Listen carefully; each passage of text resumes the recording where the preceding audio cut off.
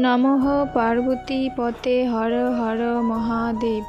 আমি স্বপ্না, আর আমি আজকে বৃহৎ শিব মহাপুরাণের 11 অধ্যায়ের মেনকার প্রতি ভগবতীর জ্ঞানোপদেশ এবং হর পার্বতীর বিবাহ পাঠ করতে চলেছি। তোমরা সকলে চলে এসো শিব পুরাণের মধুর বাণী শ্রবণ করতে।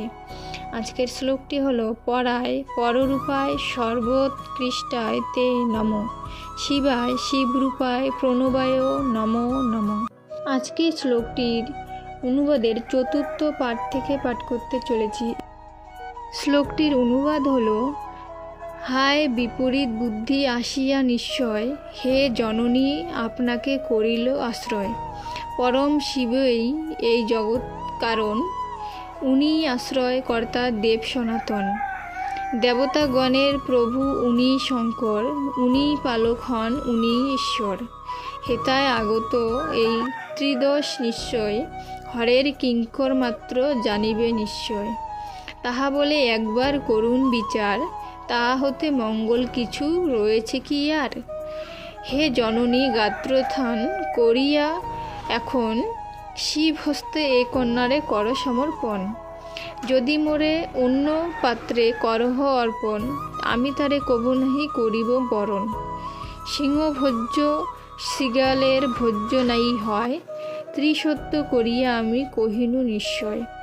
পার্বতীর এই বাক্য করিয়া শ্রবণ, মেনকা আপন দন্ত করিয়া ঘর্ষণ।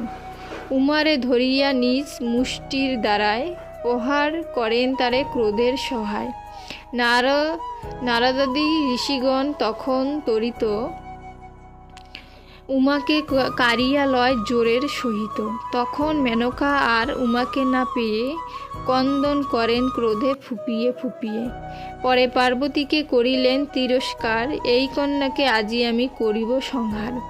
কূপেতে নিক্ষেপ করি বা বধিব জীবন, কিংবা আমি বিষ পান করাব এখন। কিংবা অস্ত্রে কাটি তারে করিব নিধন, কিংবা সিন্ধু মাঝে তারে ফেলিব এখন। কিংবা যদি নাহি পারি আমি সত্তর, কূপ মধ্য পড়িয়া তেজিব কলে বর। আমার কন্যার বুদ্ধি দেখে হাসি পায়, এমন নিষ্ফল বর পায় তপস্যায়। এ বরের বন্ধু নাই, নাই পিতা মাতা, জাত গোত্র কিছু নাই, নাই নিজ ভ্রাতা। কিংবা রূপ কি চাতুর্য উত্তম আগার, উত্তম সহায় কিংবা বস্ত্র অলঙ্কার। বয়ক্রম নাই যার পবিত্র মনন, বিদ্যা ধন নাই যার উত্তম বাহন। এমন একটা কিছু না রহে তাহার, যা দেখি বিবাহ দিতে করিব স্বীকার। এমন সময় সেথা আসি পক্ষীপতি, মধুর স্বরেতে কহে মেনকার প্রতি। হে মেনকে তুমি পিতৃগণের নন্দিনী, আর গিরিরাজ হিমালয়ের ভামিনী। অতএব তুমি ধন্যা কি বলিব আর, তবে ধর্ম পরিত্যাগ করো কি প্রকার। ব্রহ্মা আমি ঋষিগণ আর দেবগণ সবে কি বিরুদ্ধ কথা কহিছি এখন। তুমি দেবী শুধুমাত্র কহিছ উচিত, কখনোই তাহা নহে জানিবে নিশ্চিত। বস্তুত শিবতত্ত্ব তুমি নহে অবগত, তাই তুমি বৃথা কহিতেছ এই মতো। নির্গুণ হইয়া তিনি সগুণ যে হন, তিনিই সবার মূল করহ শ্রবণ। প্রকৃতি পুরুষ দুই তাহা হইতেই, প্রথমত সৃষ্ট হয় জানিবে নিশ্চয়ই। অতঃপর আমি আর ব্রহ্মা পদ্মাসন, সে প্রকৃতি ও পুরুষ হইতে সৃজন। আমি সত্যগুণময় ব্রহ্মা রজময়, আমার বচনে কবু না রাখো সংশয়। পরে স্বয়ং লোক কহিত কারক মহেশ, তমগুণময় রূপে উদ্ভব বিশেষ। আর তাহা হইতেই বেদ চতুষ্টয় সৃষ্টিলাভ করিয়াছে জানিবে নিশ্চয়। যাহা কিছু স্থাবর জঙ্গম হয় দৃষ্ট, সেই সমুদয় এই শঙ্করের সৃষ্ট। এই ত্রিজগতে কেহ আছে কি এমন, যে জন তাহার রূপ করিবে বর্ণন। তাহার স্বরূপ জ্ঞাত হবে কোন জন, বড়ই দুর্গেই তিনি করহ শ্রবণ।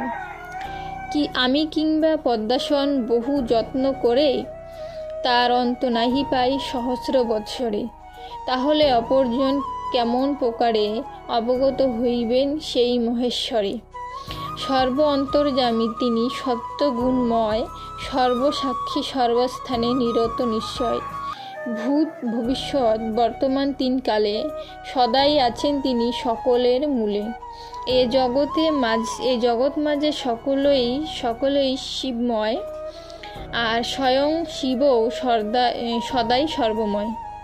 এ জগতে শিব বিনা যেই জ্ঞান হয়, অজ্ঞানবশত তাহা জানিবে নিশ্চয়।